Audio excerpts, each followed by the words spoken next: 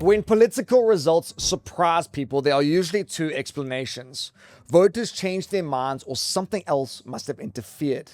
Now, former President Thabo Mbeki has offered the second one. Speaking about the MK Party's 2024 election success, Mbeki suggested that it may not have been an organic voter shift after all, but rather the result of a hidden hand quietly manipulating the outcome. So what Mbeki was referring to wasn't just a general sense of unease or distrust. He pointed specifically to the apartheid government's national security management system, which was this deep network structure that once linked intelligence services, police, military, and business interests to manage political threats. Now, officially, this shadow government was disbanded in 1989, but Mbeki's claim is that while it was formally shut down, its networks and lines of influence were never fully dismantled. Now, that influence, as Mbeki describes it, doesn't operate through obvious commands or public operations, but rather through quieter forms of leverage, influence without visibility, coordination without a trace. It's the idea of this hidden hand, a power operating in the shadows, pulling the strings behind the scenes and leaving little for outsiders to observe or verify. As for the MK Party, they rejected the idea outright, saying that KZN voters weren't instructed or influenced, they simply walked away from the ANC. Furthermore, Mbeki didn't spell out why any of these alleged structures would want the MK Party to rise, or who would benefit, or how this old security network would be able to translate into a dramatic swing of votes to a party built around Jacob Zuma. This then really leaves the debate hanging between two explanations: unforeseen forces shaping the result, or voters sending a message that some ANC leaders just don't want to hear. Now, if that's where South African politics sits this week, questions about what people were actually promised aren't limited to elections. They are now showing up in courtrooms too. Remember a couple years back when everyone panicked and left WhatsApp in this mass exodus after the company announced changes that would allow more data sharing with Meta? Friends moved to Signal, family groups popped up on Telegram, and for a moment it felt like everyone was taking digital privacy very seriously. Now, in the end, most of us came back, but this week that moment came back into focus. An international group of users, including South Africans, is now suing Meta in a US court, arguing that WhatsApp oversold just how private its messages really are. Now, the lawsuit doesn't claim that encryption was switched off or that employees are reading out chats. Instead, it says that WhatsApp's wording leaves users believing that the messages are completely invisible to the company, when in reality they can be stored, analyzed, and accessed internally in some situations. Now, Meta has rejected the claims outright, calling the case frivolous. So why should you care? Because privacy isn't just about someone reading your messages, it's ultimately about who has control over them. If a platform can access your messages, even in limited cases, that affects things like moderation, AI developments, and responses to authorities. It's not about WhatsApp reading your chats today, it's more like locking your front door and then finding out that the building manager still has a master key. This lawsuit is about whether users were ever clearly told that that key existed. But some consequences don't wait around for courtrooms. They show up immediately on the balance sheet.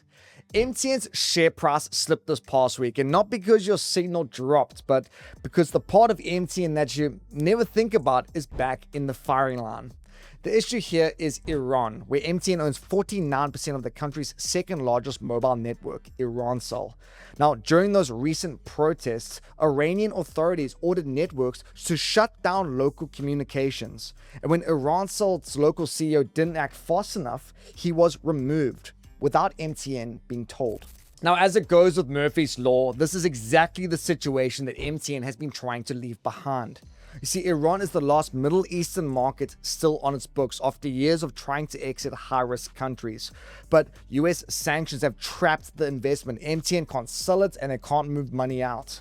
Furthermore, MTN's Iran operations have carried a long reputational overhang, including US probes and investigations linked to how it entered and operated in the country. So any fresh controversy immediately reopens old questions that investors thought were fading.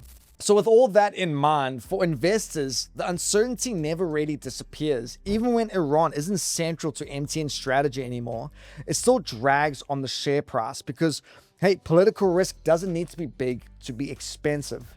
And so for a company best known as the network on your phone, that's a problem that it simply can't switch off. And before we cruise on to our bagel bite of the day, here's a couple other headlines worth knowing. For starters, according to News 24, South Africa lost nearly half of its grade 10 class before matric, with thousands dropping out due to poverty, violence, pregnancy, and substance abuse. Now, the numbers highlight the sheer persistent social pressures pushing some learners out before their final exams.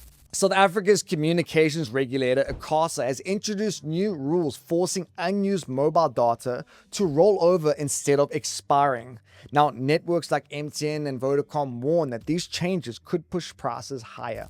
And China now accounts for almost a third of South Africa's import tax, driven mainly by vehicles and machinery. Now, while this boosts government's revenue, it also reflects a growing trade gap that's raising concerns about local manufacturing and long-term dependence. And just a quick housekeeping note, if you are enjoying the show, please can I ask that you like and subscribe.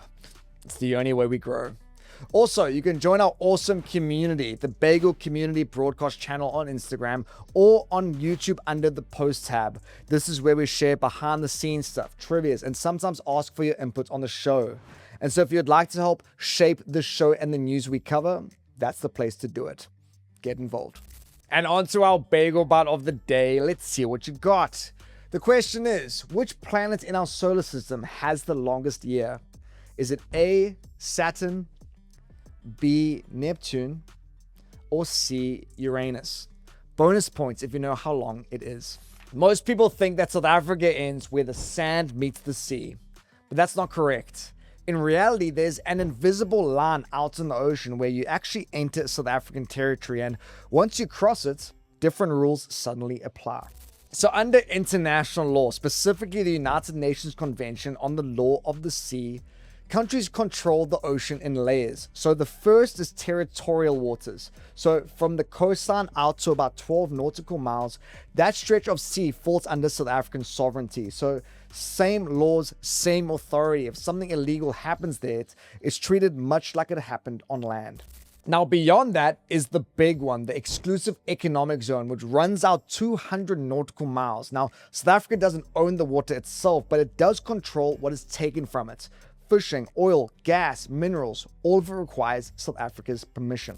And here's the twist that most people miss. South Africa's ocean footprint is massively expanded by its Prince Edward Islands, these two remote islands deep in the Southern Ocean. And because of them, South Africa controls a vast stretch of ocean, far beyond where the mainland ends. In other words, South Africa doesn't just border the ocean, it governs a large part of it, whether most people realize it or not. And as for that bagel bite, the answer is Neptune, where a single year lasts roughly 165 Earth years, which means if you were born there, you'd never actually get to celebrate a birthday at all. My friends, that's it for today's show. Thanks so much for tuning in, and be sure to join those community channels. Hope you guys had a cracker Monday. Be kind to one another, and we'll catch you all tomorrow for the next round of the good stuff. God bless.